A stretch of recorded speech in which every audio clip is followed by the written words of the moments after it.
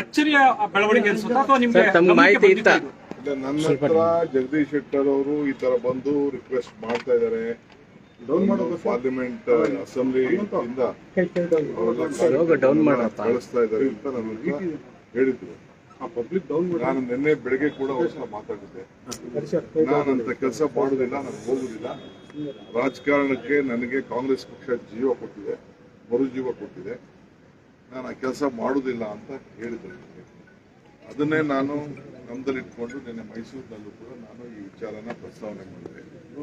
ಈಗ ಈ ವಿಚಾರ ಅವರು ಕಾಂಗ್ರೆಸ್ ಕಚೇರಿ ಇದ್ದಾರೆ, ಎಲ್ಲ ಮಾತುಕತೆ ಆಯಿತು, ಬಿಜೆಪಿ ಇದ್ದಾರೆ ಅಂತ ಹೇಳಿ ಅವರು ನನಗೆ ಕೆಲವು ಮಾಧ್ಯಮ ನಿಮ್ಮೆಲ್ಲ ಸ್ನೇಹಿತರು ನನಗೆ.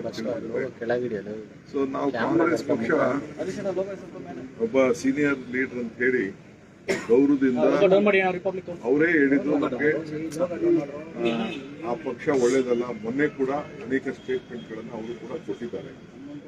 ಬೇರೆ ಬೇರೆ ಸ್ಟೇಟ್ ಈ ರಾಮ ಮಂದಿರ ವಿಚಾರದಲ್ಲಿ ಇರ್ಬೋದು, ಬೇರೆ ಬೇರೆ ವಿಚಾರದಲ್ಲಿ ಯಾವ ರೀತಿ ಬಿಜೆಪಿ ದುರುಪಯೋಗ ಮಾಡ್ತಾ ಇದ್ದಾರೆ ಅಂತೆಲ್ಲ ತಿಳಿದಿದ್ದಾರೆ. ಸೊ ಅವರು ಅಷ್ಟು ಸೀನಿಯರ್ ಲೀಡರ್ ಬಗ್ಗೆ ನಾವು ಕಾಂಗ್ರೆಸ್ ಪಕ್ಷ ವಿಶ್ವಾಸವನ್ನು ವ್ಯಕ್ತಪಡಿಸ್ತೇವೆ. ಈಗ ವಿಶ್ವಾಸಕ್ಕೆ ಧಕ್ಕೆ ಆಗ್ತಾ ಇದೆ ಅಂತೇಳಿ ನೀವೇ ತೋರಿಸ್ತಾ ಇದ್ದೀವಿ. ಸೊ ಈಗ ಸ್ಪೀಕರ್ ಅವರಿಗೆ ಕೌನ್ಸಿಲ್ ಚೇರ್ಮನ್ ಬಗ್ಗೆ ಫೋನ್ ಮಾಡಿ ನಾನು ಫ್ಯಾಕ್ಸ್ ಅಲ್ಲಿ ಮೇಲಲ್ಲಿ ಕಳಿಸ್ಕೊಡ್ತೀನಿ ಅಂತ ಹೇಳಿದ್ರು ಅಂತ ನನಗೆ ನಮ್ಮ ಯಾರ ಆಫೀಸಿಂದ ನನಗೆ ಮಾಹಿತಿಯನ್ನು ಕೊಟ್ಟಿದ್ದಾರೆ. ಅವ್ರದ್ದೇನು ತೀರ್ಮಾನ ಇದೆಯೋ, ಒತ್ತಡ ಇದೆಯೋ, ಯಾವ್ದಾದ್ರು ಒತ್ತಡದ ಮೇಲೆ ಅದಕ್ಕೆ ಕರ್ಕೊಂಡು ಹೋಗಿದ್ದಾರೋ, ಅವ್ರು ಬಲವಂತವಾಗಿದ್ದಾರೋ, ಅವ್ರು ಏನು ಹೇಳಿಕೆ ಕೊಡ್ತಾರೋ ಹೇಳಿಕೆ ಕೊಡ್ಲಿ, ಆಮೇಲೆ ಅದ್ರ ಬಗ್ಗೆ ನಾವು ದೇಶದ ಹಿತದೃಷ್ಟಿಯಿಂದ ನಾನು ಬಿಜೆಪಿ ಮತ್ತೆ ವಾಪಸ್ ಬಂದಿದ್ದೀನಿ. ಅವ್ರಿಗೆ ಸೀಟು ತಪ್ಪಿಸುವಾಗ ದೇಶದ ಹಿತ ಗೊತ್ತಿರಲಿಲ್ಲ. ಸೀಟು ತಪ್ಪಿಸುವಾಗ ಕಾಂಗ್ರೆಸ್ ಪಾರ್ಟಿ 5 ವರ್ಷದ MLC-ನ ಗೌರವದಿಂದ ಅವ್ರಿಗೆ ನಾಮಿನೇಷನ್ ಮಾಡಿದಾಗ ಕಾಂಗ್ರೆಸ್ ಹಿತ ದೇಶದ ಹಿತ ಗೊತ್ತಿರಲಿಲ್ಲ.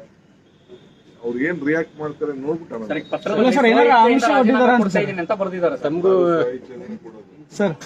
ಬಲವಂತವಾಗಿ ನೀವು ಹೇಳಿದ್ರಿ ನನಗೆ ಯಾವ್ದು ಚಾಕ್ಲೇಟ್ ಸಿಕ್ತು ಅಂತ ಸರ್, ಏನಾದ್ರು ಆಮಿಷ ಒಡ್ಡಿದಾರ ಅಂತ ಸಂದರ್ಭದಲ್ಲಿ ಕೊಟ್ಟಂತ ಭರವಸೆಯನ್ನು ಹೇಳಿ ಸರ್. ಅವ್ರು ಹೇಳ್ಬೇಕಲ್ಲ, ಅವರು ಹೇಳ್ಬೇಕು ಏನು ಆಮಿಷ ಕೊಟ್ಟಿದಾರ, ಏನ್ ಕೊಟ್ಟಿದಾರ ಅಂತ ಹೇಳ್ಬೇಕು. ನಾವೇನು ಅವ್ರಿಗೆ ಬಹಳ ಗೌರವದಿಂದ ಕಾಂಗ್ರೆಸ್ ಪಕ್ಷ ಅವ್ರನ್ನ ನಡೆಸ್ಕೊಂಡಿದೆ, ಇಷ್ಟು ಮಾತ್ರ ಎಲ್ಲರಿಗೂ ನನಗೂ ಒಂದು ಆತ್ಮಸಾಕ್ಷಿ ಇರ್ತದೆ. ಅವರು ಜಗದೀಶ್ ಶೆಟ್ಟರ್ ಯಾಕಂದ್ರೆ ಕಾಂಗ್ರೆಸ್ ಅವಮಾನ ಆಗಿದೆ ಅಂತ ಅನ್ನುವಂತ ಮಾತನ್ನ ಪದೇ ಪದೇ ಅವ್ರು ಹೇಳ್ತಾ ಇದ್ರು.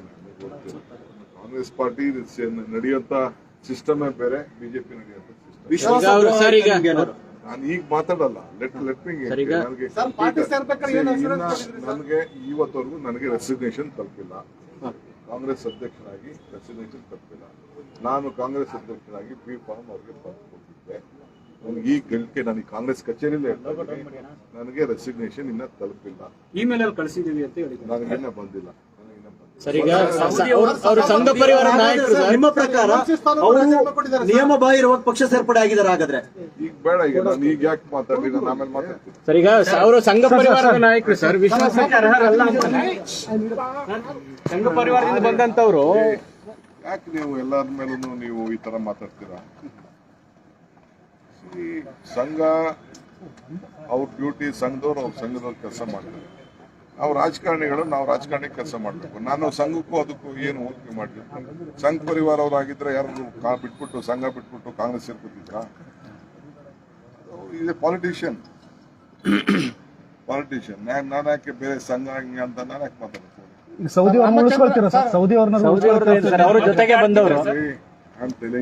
ಯಾರು ಬಿಟ್ಟು ಹೋಗಲ್ಲ. ಜಗದೀಶ್ ಶೆಟ್ಟರ್ ಏನು ಹೋಗಿದಾರೋ ಅದು ಬೇರೆ ವಿಚಾರ.